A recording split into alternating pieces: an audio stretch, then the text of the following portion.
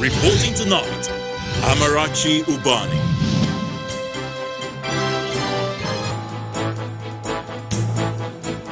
Tonight, gunmen continued deadly attacks on police formations, burned down another set of police stations in Akwa Ibom and Abia states.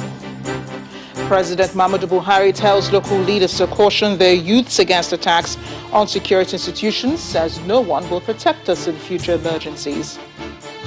Families of first female combat helicopter pilot Tolulope Arotile hopeful of justice 10 months after she was killed in an accident.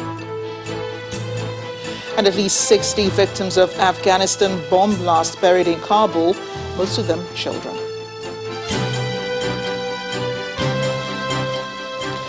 Less than 24 hours after 5 police officers and the wife of one of them was killed at a divisional police station in Ini local government area of Akwa Ibom state, there's been yet another attack on a police station in the state, this time in Abak local government area. Although details of the incident are still sketchy, sources say, unlike yesterday's attack, the gunmen only burnt down the local police station while no life was lost in the attack. Police authorities in the state have confirmed the incident, but with little details as well. On Saturday, the gunmen attacked Odoro Ipe in the oil-rich state, burning the facility and vehicles. Meanwhile, there are reports of a similar attack at another police divisional headquarters in Abia State, where a police officer was also injured today and the police station burnt. The state police authorities say the Mike Okiro Divisional Police Headquarters was attacked around 9:30 this morning, and that efforts are currently ongoing to ascertain the level of damage and arrest of the perpetrators. The hoodlums are said to have arrived at the scene in 4 vehicles and 2 motorcycles. The command spokesperson says police operatives are already on the trail of the perpetrators. Meanwhile, the president is asking local leaders in the country to talk to their youths and warn them against being used to incite and foment violence. The president's call is contained in an official statement from the presidency ahead of the Eid al-Fitr celebration, which marks the end of the fasting month of Ramadan. The statement highlights the president's concerns over insecurity as he condoles with those who have lost family members due to what he describes as the madness going on in parts of the country following attacks by gunmen on security formations. He says, if we attack institutions guarding us, who will protect us in future emergencies? Ahead of the Eid al-Fitr celebrations, the president is encouraging a limited and modest celebration due to the global coronavirus crisis. A statement adds that the president, the first family, his personal aides and members of cabinet and service chiefs who chose to remain in Abuja will gather at the forecourt of the presidential villa to observe the Eid prayers in full compliance with COVID-19 protocols. All traditional Salah homage to the president by religious, community and political leaders have all been cancelled. And as the security concerns grow, the Niger state government has opted for prayers as another possible way out of the challenges. Prayer sessions were held across all emirates in the state against the onslaught of Boko Haram insurgents and bandits. As a governor has called on clerics and residents to embrace peace and look out for one another. Boko Haram insurgency and banditry may be more pronounced in northeast Nigeria, but other northern states also have their own share of uprising, with notable devastating effect across every sector of human endeavor. Niger is one of the states experiencing serious insecurity occasioned by Boko Haram activities. While the state government continues to deploy conventional means to deal with these challenges, it is now resorting to spirituality. A prayer session is called across the 8 emirates to seek divine intervention. At the Central Mosque in Mina, Governor Abubakar Bello joins other faithful to petition God over the insecurity situation in the state. Governor Bello has this to say after the prayers. While the security agencies and the states and federal governments are doing their efforts, we're calling on our citizens to pray in their mosques, in their churches, for God Almighty to bring this to an end. We will continue to pray even after the month of Ramadan, and I think we're making reasonable progress. So we encourage everyone, every stakeholder, every person to support the effort of the states and federal governments with prayers And with God, I believe anything is possible. Condemning the activities of the militants and bandits, the Director General of Religious Affairs in Niger State appeals for good conduct among residents. I want to call on our fellow Nigerite. We should be conductive, we should correct our attitude, correct our behavior toward neighborhoodness, our parents. We should behave maturely and with a good conduct and return to Allah Ta'ala, and we should keep on praying, ask for Allah's forgiveness, and equally ask for the intervention over these incidents. Although the Ramadan period offers the opportunity for people and government of Niger State to seek God's intervention, the state government believes practical steps need to be taken to bring insurgency and banditry to an end. Staying with insecurity, the Emir of Daura is also calling for prayers to tackle security challenges in Katsina State and has also cancelled the traditional Salah procession in the Emirate over the lingering security challenges there. The Emir has also instructed the due to insecurity in the country, the kidnappings for ransom and other threats to national stability, the usual Salah Durbar will not hold this Eid al-Fitr. He has further directed that no direct head should visit him on the Salah day, while all the clerics are expected to pray for the president and the country against the enemies of progress for the stability and corporate existence of Nigeria. A call for prayers is not only being echoed in the northern part of the country. The governor of Ebonyi State in the southeast has also ordered a week-long prayer session against insecurity in the state. Governor David Umahi, who is also the chairman of the Southeast Governors Forum, reaffirmed his belief in the unity of Nigeria in the face of current challenges facing the nation. He frowns on the growing insecurity in the southeast and other parts of Nigeria. Sons and daughters of Ebonyi State turned up at the Communicable Center in Abakaliki, the state capital, to seek the face of God amid growing insecurity across the southeast region.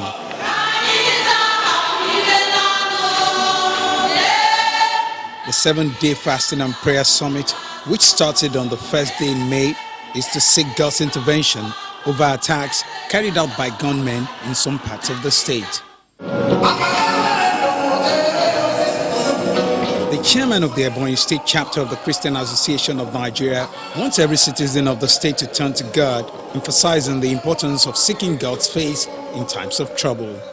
God answers our prayers, but He does not answer the way we think. The 7 days prayers were already answered. What were we praying for? The peace of the state, the security of the state. From the time we started praying, there is no checkpoint in Ebonyi State. And no armed robber has been found anywhere in Ebonyi State. Governor David Umahi, in his speech, thanked the people of Ebonyi for participating in the one-week prayer and fasting for the restoration of total peace in the state.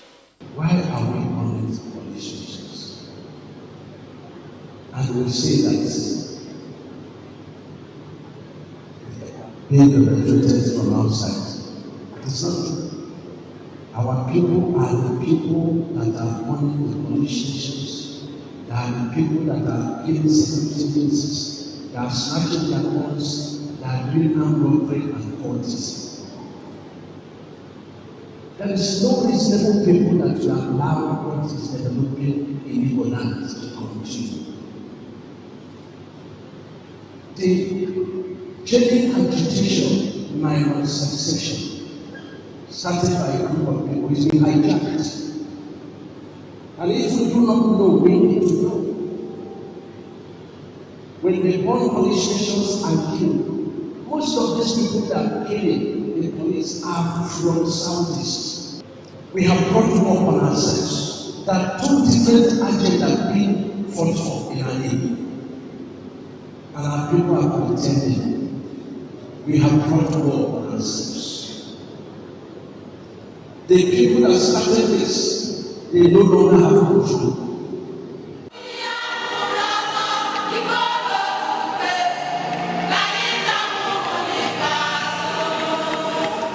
As the 7-day prayer and fasting summit called by the state government ends today, the people are hopeful that their prayers are answered and all forms of destruction and attacks will cease.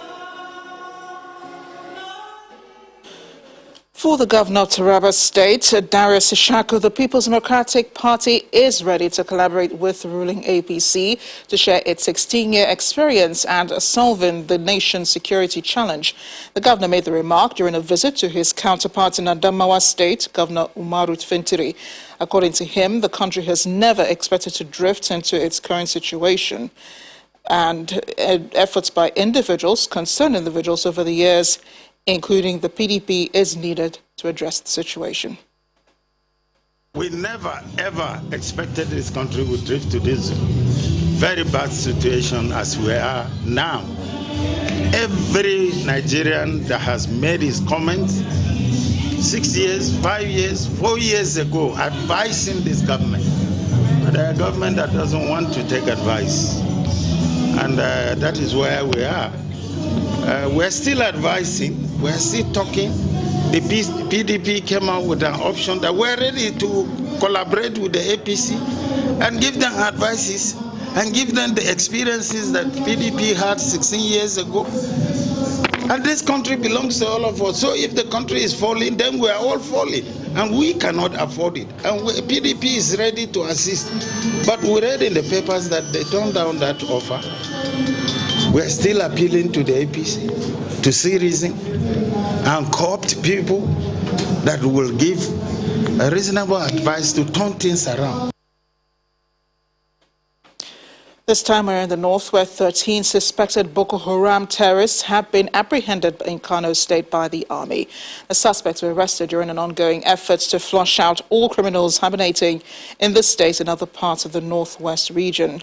The army is, however, asking everyone to keep high-level vigilance and continue to report any suspected activities of strange persons or groups in their environment to relevant security agencies. Attacks by Boko Haram terrorists spanning more than a decade have left thousands killed and millions displaced in the northeast. There was another deadly attack in Kaduna State where at least 3 persons were killed by gunmen in Jema local government area. Now, the victims are the secretary to the ward, head of Golf Kofa in Jema local government area, Sergeant Christopher Madaki, his wife, and their daughter-in-law. The Kaduna State Commissioner for Internal Security and Home Affairs, Mr. Samuel Arwan, said in a statement that the gunmen invaded the residence of the retired military officer last night and opened fire, killing 3 persons. His son, Clement Musa Madaki, survived with injuries inflicted on him by the assailants. Mr. Arwan says investigation is ongoing to find out what led to their deaths. And another development, an irate youth have killed a man identified as Abba Muhammad in Katsina local government area of the state for killing a teenager. Meanwhile, some notorious bandits have been arrested by security agencies in different operations across the state.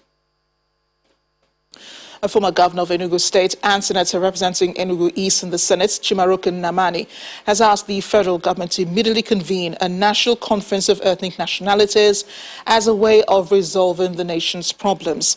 The former governor believes the present constitution is faulty and a proper document needs to be forged and must be done with equal representation of the different ethnic groups in the country. Senator Namani says the conference needs to be convened urgently. He was guest on Sunday Politics. The constitution that have been derived from all these fora are inefficient, they are unequal, and they are unjust, because those constitutions are results of machinations, political machinations, or people who got the people to make the constitution together. Are you following me? So what we need is a conference of ethnic nationalities on equal basis. Conference of ethnic nationalities on equal basis. Itiv 1, Biram 1, Igbo 1, Hausa Fulani 1, Yoruba 1, Ijo 1. Multi-ethnic nationalities have to conference and produce a system that is equitable, that is fair and just. The system as it is, the National Assembly, state assemblies, the government paraphernalia as they are now, are inherently unjust because of the way they were derived. How soon should this conference you're talking about It should start immediately. It should start immediately. Who should convene The government. The government will superintend it. The government will superintend it. Then they will bring a framework that will now be taken to the assembly to formalize, to make it into law. In part two, after the break, we have more on the security situation in parts of the country, as well as 28 persons being killed in a boat mishap in Niger State. Plus, will also beam the searchlight on the need to change security tactics in the fight against insurgency and banditry. Our data analyst, Babajide Ogusanwo, will be our guide. Join us again. Welcome back. If it has joined us, you're watching the news at 10 live on Channels Television Lagos. A reminder of our top stories. Gunmen continue deadly attacks on police formations, burned down another set of police stations in Akwa Ibom and Abia states. President Muhammadu Buhari tells local leaders to caution their youth against attacks on security institutions, says no one will protect us in future emergencies. Families of first female combat helicopter pilot Tolulope Arotile hopeful of justice 10 months after she was killed in an accident. And at least 60 victims of Afghanistan bomb blasts buried in Kabul, most of them children.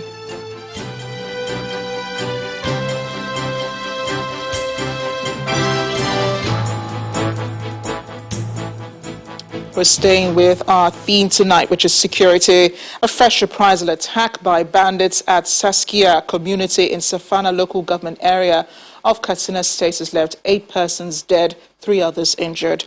A spokesperson for the State Police Command, Gambo Isa, explains that the attack was perpetrated by bandits believed to be avenging a mob action against 2 of their informants who were reportedly killed by some group of people in the affected community. According to Mr. Issa, the bandits, who were armed with sophisticated weapons, stormed the village on motorcycles, shooting sporadically, killing the victims who were working on their farms. Reports of Saskia and other neighboring villages are said to have fled their communities to Dutsima town for safety. Not $1 is missing from the $1 billion taken from the Access Credit account in Nigeria to buy arms for the military. That's according to the former minority leader of the House of Representatives, Honorable Farouk Adamu Aliyu. He told Channels Television's Ladi Akeredulale on our current affairs program Newsnight that beyond playing politics, those who are concerned about the state of security in the country should join hands with the government to tackle the various issues. Let me talk about the $1 billion. You know, politicians can say whatever they want to say. The part of the $1 billion, what was spent, $592 million, were paid for the 12 Tucano aircraft fighter jets we are buying from US. It's there. That has been paid 100%. And some of them, about 6 of them, are arriving sometimes in July. I mean, work is ongoing in New Bosa, where these aircrafts are going to be domiciled. As I speak to you, more than 80 members of the Air Force are currently in training in US, so that they can come and man these aircraft. The United States, the company that is producing them, are going to domicile their persons in this country for training of our personnel for upward of 3 years. All part of the $1 billion. And then ammunitions are also bought all over the place. They are there. So, I mean, what I want the National Assembly to do is probably to call for public hearing, call for the Minister of Finance to come and show the public that what has that money been used for. But I assure you that not a single dollar is missing. As I speak to you now, today, $110 million is left in that account. It's there. Because this is a very, very transparent government. Whatever we are doing, we want to be held accountable. So it's good for people are asking questions. You can watch the full interview with Honorable Farouk Adamu Aliyu on Newsnight. It airs tomorrow, Monday, May 10th at 9 p.m. right here on Channels Television.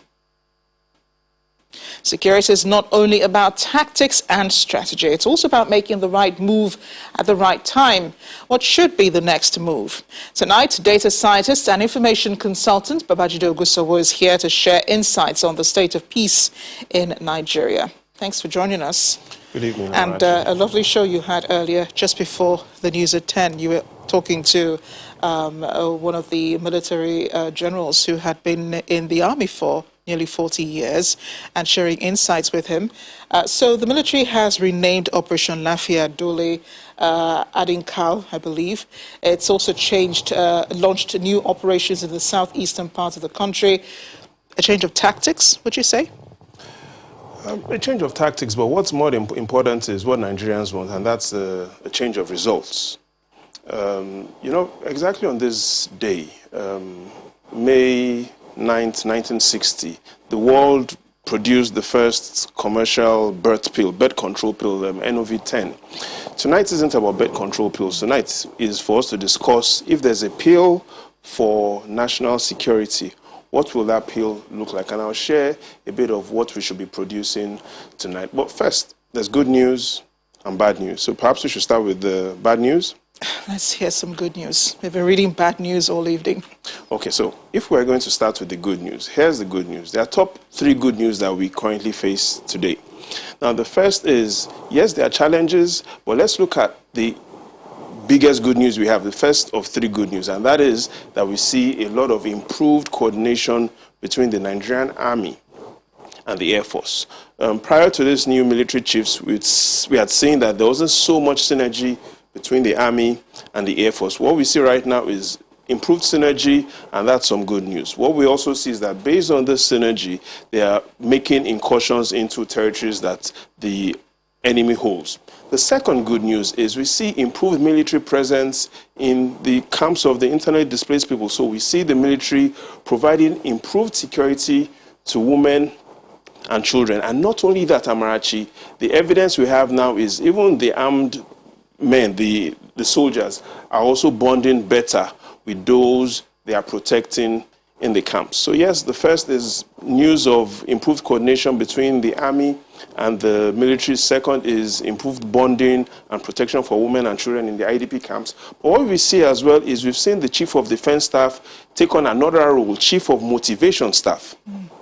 In his first 100 days, he's led armed forces and he's visited all the zones. Visited, from the last count, 11 states, and he's also visited Niger. He's visited President Idris Deby before he was killed in Chad, and he also visited Cameroon. So in all, yes, we've seen good news from the new leaders of the military. But we can't talk about good news without talking about the bad news. Now, the bad news, the top 3 bad news we still face today. 1, higher frequency of crime. 2, the reward for committing crime now is rising faster than the risk. And so we see more people committing crime. Right. And finally is, yes, we are fighting terrorism, but yet we are still not sufficiently fighting the causes of terrorism. And so if we look at the top 3 good news we face in the country today, and we put it by side with the top 3 bad news. In summary, I think there's the good news still outweighs the bad news. What we now need to do is what you've talked about. We need to review our operations and review the sort of strategies that will be used going forward to make every Nigerian life safe again.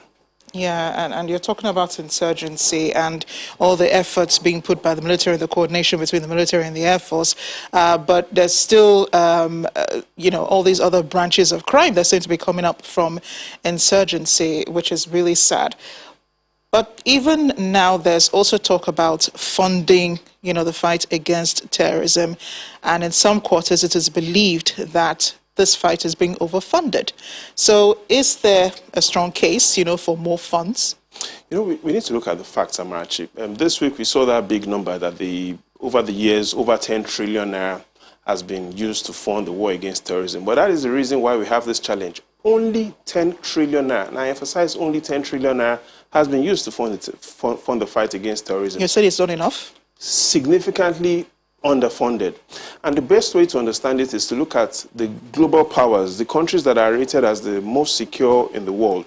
How much do they spend on their military? Because that allows us to understand how much we still need to spend in investing. Yes, make no mistakes, we need to, there has to be transparency and accountability. But if you take a look at, for instance, the first country that spends the highest in the world, last year, the United States spent $778 billion on its military. China spent over $250 billion last year alone on its military. India, over $70 billion on the military. How much did Nigeria spend on its military last year? Only $2.6 billion. Now, these are big numbers, but let me explain and let me tell you what exactly this means. What the United States spends on its military per day is what Nigeria spends on its military per annum. I hope you heard me clearly. Yeah, I did. And that is the challenge we face today. Yes, we talk about the big number, 10 trillion naira, but how much is 10 trillion naira? What we should focus on is how much impact will 10 trillion naira give a fight against terrorism. And looking at global standards, 10 trillion naira is significant on the funding. So we need to have more money, but we also need to have more accountability. Yeah, but I'm wondering if you're also considering, that, many analysts now have said you need a multilateral approach to fighting insurgency. Apart from buying weapons and, going out, providing weapons for the military to fight, you also need to provide developments, infrastructure, for these places that are being taken over and being disturbed by insurgency. And I can agree more with you. And that's exactly even what other African countries are doing. Investing, but these investments require funds, and they've tried to. Other countries have tried to look at creative ways, especially in Africa, to finance their military. So yes, looking at it from the world perspective is one way, but looking at it even from the African perspective lets you understand that even that shows a lot of underfunding. Algeria has a population of less than 50 million people. Last year, it invested approximately $10 billion in its military. Nigeria, less than $3 billion. Morocco, a country with less than 50 million people, last year invested approximately $5 billion in its military. Nigeria, less than $3 billion. South Africa, a country less than 60 million people, last year invested over $3 billion in its military. Nigeria, less than $3 billion. Why is this important? All these countries have, one, significantly lower population than Nigeria. Two, they're not fighting the sort of war that Nigeria is fighting. And three, Nigeria has the largest economy in Africa, so it has more at stake. Again, I re-emphasize, it is significantly important for us to fund the military more, but we also need to ensure that we do more on accountability. Well, that's a really nice place to put it. Wait, just wait a minute. In the final analysis, let's not forget, when spiders unite, they can tie down a lion. Your grandfather's proverb, perhaps? Perhaps. Pleasure is all mine, Amarachi. Thanks again, Babajide. A pleasure having you here. We continue tonight with 28 persons having lost their lives in boat accident in Shiroro local government area of Niger State. The State Emergency Management Agency says 100 occupants of the boat were coming from Tija village in Munya, another local government area in the state. The agency says the boat hit the stump of a tree 50 meters to its destination. 66 people survived. 28 bodies were recovered by local divers, while 7 people are still missing. Still ahead on the news at 10. Commercial motorcycle riders protest killing of their colleague in Abuja by gunmen. They want improved security in the nation's capital city area. Stay with us.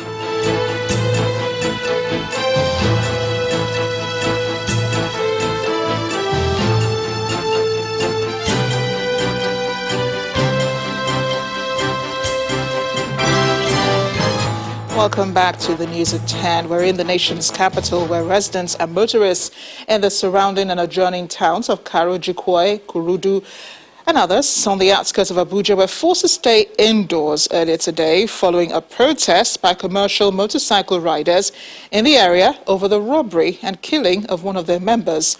The protesters say the victim was killed as he drove past Karu Community Cemetery the night before, a neighborhood said to be notorious for crimes in the area. The killing forced the Okada riders to cordon off the area this morning as a way of demanding justice for their slain compatriot and to demand investigation into the crimes committed along that road. There are some hoodlums around this graveyard. They used to attack people, collect their phones, collect their machines. Actually, what happened yesterday, they attacked one guy. They tried to force him and collect his bike, his machine. So along the line, they slaughtered him the way they used to slaughter ram. And they took away with the machine. And I am a resident around here. So even now, the situation is calm. I'm calling up the government now. Let them do something about these people that are living in this graveyard. They used to attack people on daily basis, every day. Even some people that went after them, they found so many things about them.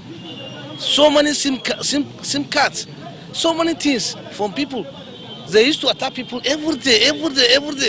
We are calling on government to do something about this issue. The family of Nigeria's first female helicopter pilot, Tolulope Arotile, is concerned about the slow dispensation of justice in the case of their daughter, who was killed in an accident at the Nigeria Air Force Base in Kaduna 10 months ago. Speaking to Channels Television on the sidelines of the unveiling of a cinema movie project in her honor, the father of the late pilot expressed worries over the unnecessary delay of the case, which has been in court since last year.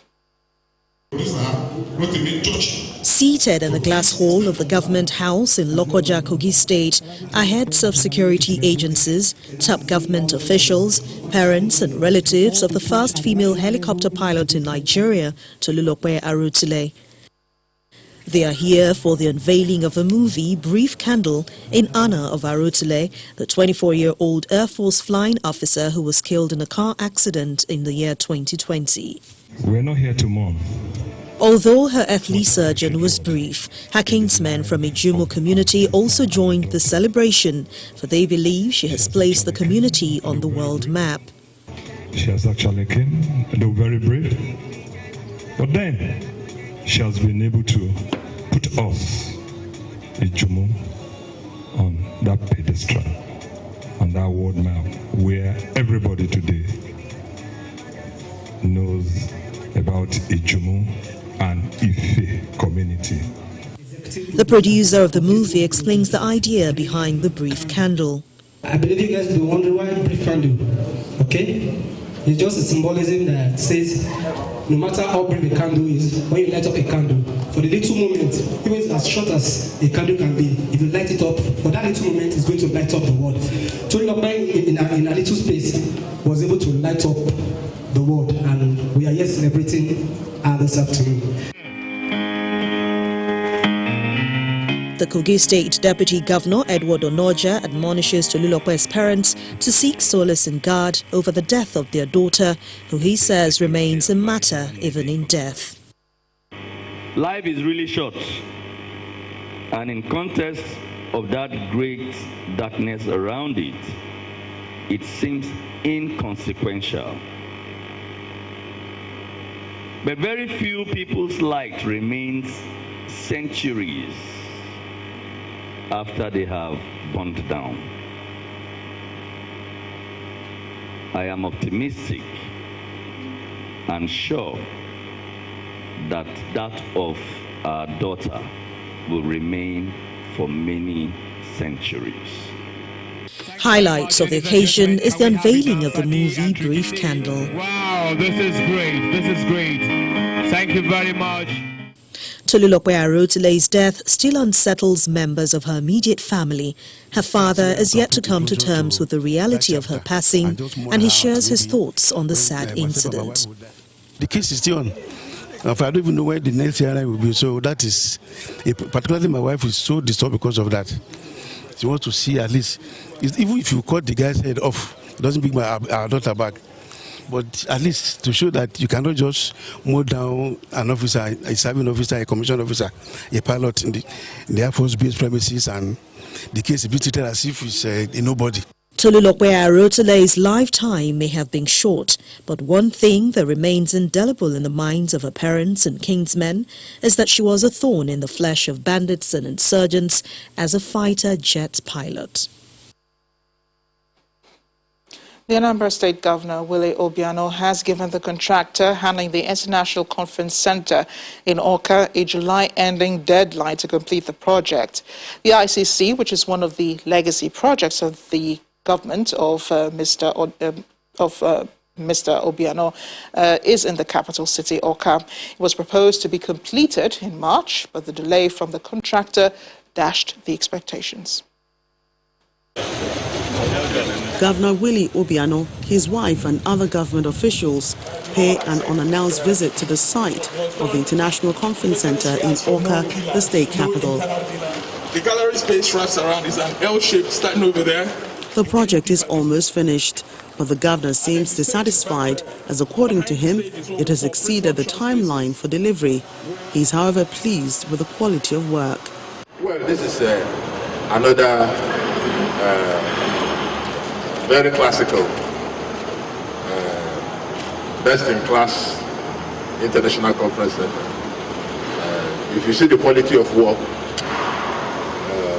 you will appreciate that this contractor knows what they are doing. My only challenge is that it's very slow. The State Commissioner for Housing and the handler of the fittings speak on the unique features of the edifice. It is a multi-purpose edifice. There will be conventions here, conferences, indoor sports, civic activities, and then of course we do have some ancillary commercials here that will keep this place going even when there's no public activities going on. This is the first auditorium in Nigeria that will be equipped with a retractable seating system. The inspection team then moves to the Awka City Stadium, where the construction that commenced 6 months ago has now reached an advanced level. But once again, the governor queries the FIFA-certified contractor on the delay in completion deadline. Looking at the collection of stadia we built around the world, this is the best hand to handle here. Unfortunately, the last 1 month or thereabout, we've been on our own. And we'll make sure that you don't go now until you deliver this job. The system we're installing here at the Awka Township Stadium is a casted track, which is the most expensive and the best track, sustainable track in this part of the world, because we lack maintenance culture in this part of the world. Other tracks around the country are all sandwich system. The track we're constructing here is a full polyurethane track, casted from base to the top. The audacious dream and timely delivery of projects by Governor Willie Obiano is being applauded, and to some of these officials, the projects have socio-economic multiplier effects on the people. What we're doing here is something that nobody believes that in our duration something like this will be in this place. With the two projects coming up simultaneously in Awka, the capital city of Anambra State, political watchers say Governor Willie Obiano is truly on the path of finishing his second term strong, as he has promised. To have all-round development, the Niger Delta region needs more than its oil. It needs science and technology. That's the position of the interim administrator of the Niger Delta Development Commission, Effiong Akwa. Mr. Akwa was speaking at the flag-off of distribution of essential science equipment to selected secondary schools in the region. Youths in Delta states gather in this hall to register and participate in the state government skills training and entrepreneurship program tagged STEP. The initiative is designed by the state government to equip young Nigerians with skills and knowledge that will make them self-reliant and employers of labor. The sessions are going on. Right now we're having the discussion on personal effectiveness. Personal effectiveness is the most important element for success in a training program. And what we impart in the trainees is that you cannot succeed as a trainee or you cannot succeed as an entrepreneur if you are not personally effective, if you don't take personal responsibility for your situation and for your circumstances. The program is already yielding results as 30-year-old Odimegu Ikenna Philip, a graduate of political science, is a beneficiary of the 2017-2018 batch of STEP and is currently the CEO of Adam Executive Fashion House in Asaba, the state capital. According to Ikenna, life has taken a turn for good after he enrolled in STEP due to his jobless state. I was training for fashion designing earlier. 3 months down the line, I was opportuned and I was called for verification test, a lot of tests and thereabouts. And at the end of the day, I went for the camp at Omekwe, and that's where the journey began. And it's been a wonderful one, I must say. and I'm very grateful that I took that decision, and that's the best thing that has ever happened to my life. 75% of what I'm using today is what they gave to me. This table is still the table they gave to me. One of the generators I have is the generator they gave to me. One of the weaving machine and the sewing machine that I'm using at the operation room is what I'm still using today. So the governor means well for Deltans, for youths in Deltans. The vision of the state government is to train, equip and empower youths in occupational skills and entrepreneurship development for self-employment and wealth creation, with the goal of leaving a lasting legacy on a new generation of youth entrepreneurs. Back here in Lagos, residents of Sulere have continued to lament lack of power supply to most parts of the area. They're accusing the Eco Disco of being insensitive to their lingering plight, which has led to high cost of doing business, tough times for affected residents, and even tougher times for those without prepaid meters. They want the relevant authorities to come to their aid. Our correspondent Chris Lems reports. Surulere might be notable for sports and entertainment and daily attracts a lot of people. However, parts of the area can compete for a top spot on the list of electricity deficient zones in the country. So it's a common sight to find people start and run out of businesses in no time. And should anyone decide to brave the storm of poor electricity supply, the generator sets must work for longer hours. A few business owners try out other innovative means to stay afloat. But for Shegun, who repairs 40 generators, the situation is good for business.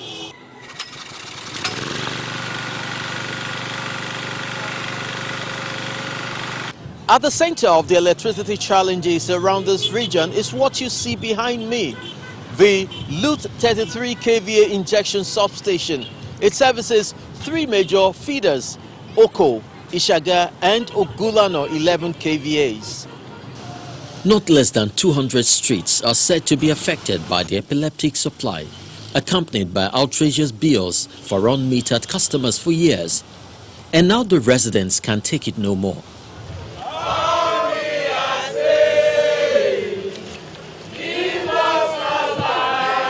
They gather to express their displeasure in Eco Disco for failing to upgrade their facility, which goes off at the slightest rainfall.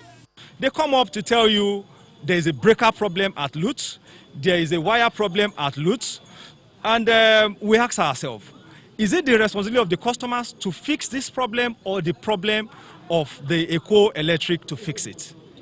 Believe me, we have lost confidence in Eco Electricity.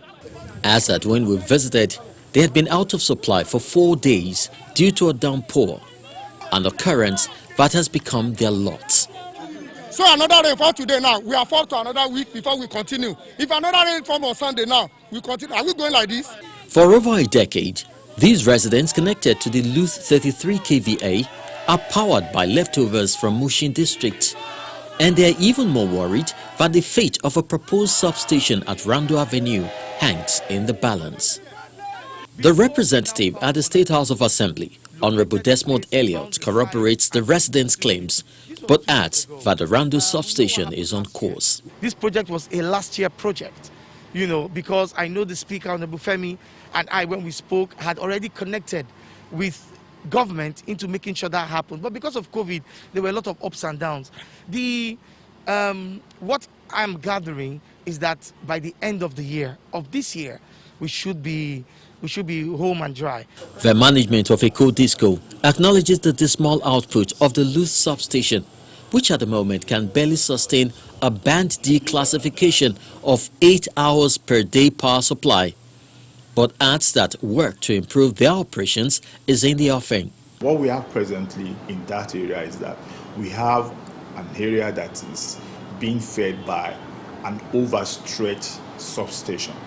But one good thing about it is that the 60 MVA that was out over a year, it's one of the projects that TCN is going to execute this year. We are planning to build 2 substations within that axis. That is the 50 MVA Randu. That is in the pipeline. And with the recently released fund from CBN, I think it's one of the priority key projects we are looking at doing this year. Until these promises connect with reality, Surulere customers of Eco Disco might need to pray for the rains to go away. Otherwise, they will continue to lament a situation foisted on them. Chris Elems, Channels Television News.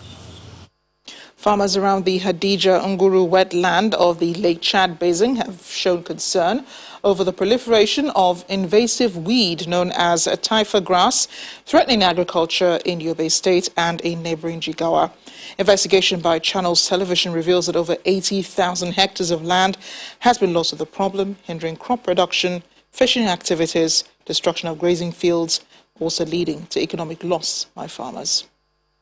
The major means of livelihood for residents of Nguru, Gashua, Dagona and Karasuwa communities are mainly fishing and crop farming. Over the years, the proliferation of taifa grass and the draining of water in the Lake Chad has caused economic crisis in the area. The taifa grass, which is locally referred to as kachala, grows in these areas, causing blockage of water at the upstream, resulting to flooding during the rainy season. Residents and experts speak on the challenges as they seek solutions. It has stopped farmers from producing their rice, especially the submerged rice. One is simply because it has taken over the land, the entire aquatic area, and it produces so much. Secondly, you discover that those who are fishermen, taifa grass stop them from getting what they will get because the catch is no longer there. Everywhere has been taken over by taifa grass, so they cannot throw their nets, especially those who are using throw nets. To provide alternative means of living, the United Nations Educational, Scientific and Cultural Organization, UNESCO, in partnership with the Lake Chad Basin, is training the affected farmers on the establishment of green economy in biosphere reserve and heritage for income generation and to ensure conservation. The rationale behind this training is to, curtail the destruction of the biosphere reserve, that is to ensure conservation within the biosphere reserve. And you cannot just stop the inhabitants from going to the bush that they are used to, bush that is within their community, unless you provide an alternative livelihood. So UNESCO is now trying to implement or to provide alternative livelihood to these people.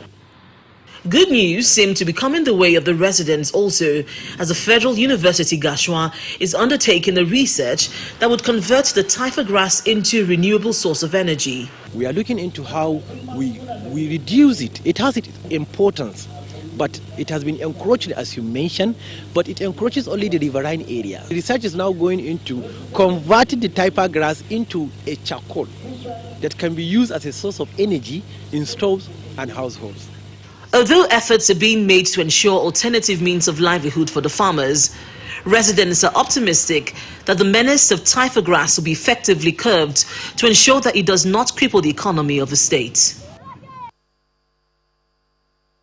Afghan families have been burying children who lost their lives in an explosion outside a secondary school in the capital, Kabul. The children were among the more than 60 people, mostly girls, now known to have died in the explosion, which occurred as they left classes. No one has claimed responsibility for the attack.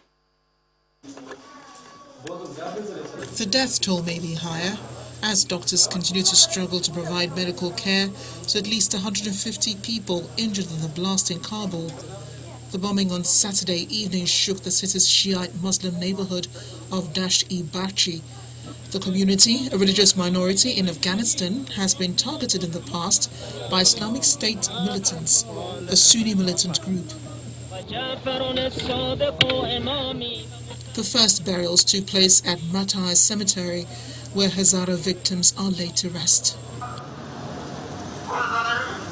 The exact target for the blast is not clear, but it comes against a backdrop of rising violence as the U.S. looks to withdraw all of its troops from Afghanistan by September 11. Families blame the Afghan government and Western powers for failing to put an end to violence and the ongoing civil war with Taliban insurgents, whom the government blames for the attack, though the Taliban has denied its involvement, saying the group itself condemns attacks on Afghan civilians. The explosions are believed to have been caused by a car bomb and 2 improvised explosive devices planted in the area. One survivor says she was leaving school as the blast took place. Then she heard another explosion and a third. Everyone was screaming and there was blood everywhere. A senior security official says most of the casualties were students coming out of the Syed-ul-Shuhada school, and many were badly wounded. Girls and boys in the school studying in 3 shifts, the second of which is for female students, and the wounded were mainly female students. In Israel, Prime Minister Benjamin Netanyahu says Israel shall not allow any radical element to undermine the calm in Jerusalem amid growing concerns over the spiraling violence that erupted at the weekend. The Prime Minister was defending police action against Palestinian protesters after 2 nights of clashes in the city. The clashes follow a month of tensions, with the threatened eviction of Palestinian families a focal point. The latest came on the eve of an expected hearing in the Israeli Supreme Court of the years-long cases of families comprising more than 70 people appealing against an eviction order in favor of a Jewish settler organization in East Jerusalem's Sheikh Jarrah district.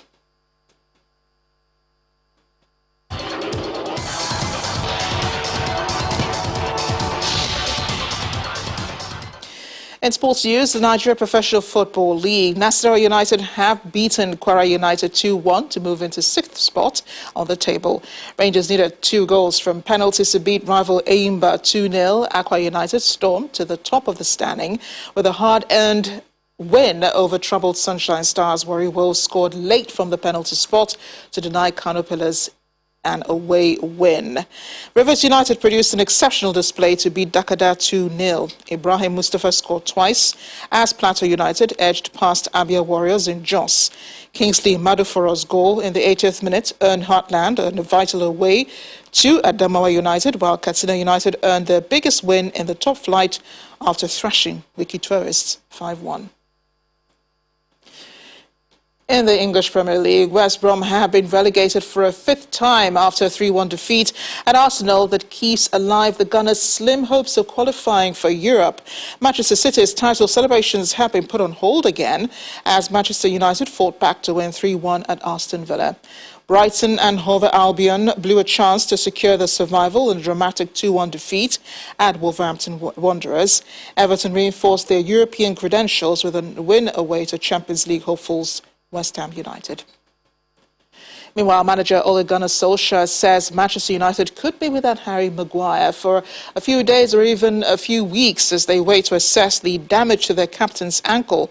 Solskjaer admitted he will be forced to make wholesale changes for the match against Leicester City on Tuesday. Maguire was substituted in the later stages of Manchester United's 3-1 victory at Aston Villa after collision with Anwar El Ghazi. In motorsport, Lewis Hamilton has claimed his 5th successive Spanish Grand Prix ahead of Red Bull's Max Verstappen after a Mercedes pit stop masterstroke. Hamilton moved on to 98 career wins as his teammate Valtteri Bottas took 3rd, with Charles Leclerc's Ferrari in 4th in Barcelona.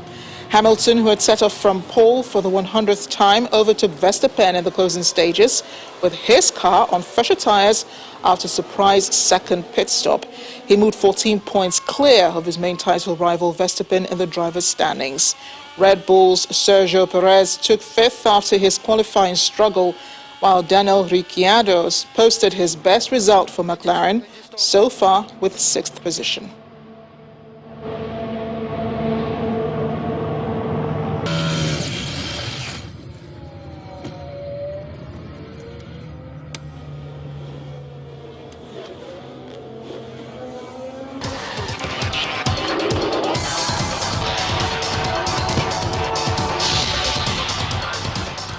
And the main news again. Gunmen today launched deadly attacks on 2 police stations in Akwa Ibom and Abia states, injuring a police officer and burning the facilities. Also today, President Muhammadu Buhari asked local leaders to caution their youths against attacks on security institutions, and he said no one will protect us in future emergencies if the attacks continue. And at least 60 victims of Afghan bomb blasts were buried today in Kabul. Most of them were children. That is the news at 10 tonight. Thanks for watching. I'm Amarachi Ubani. Good night and stay safe.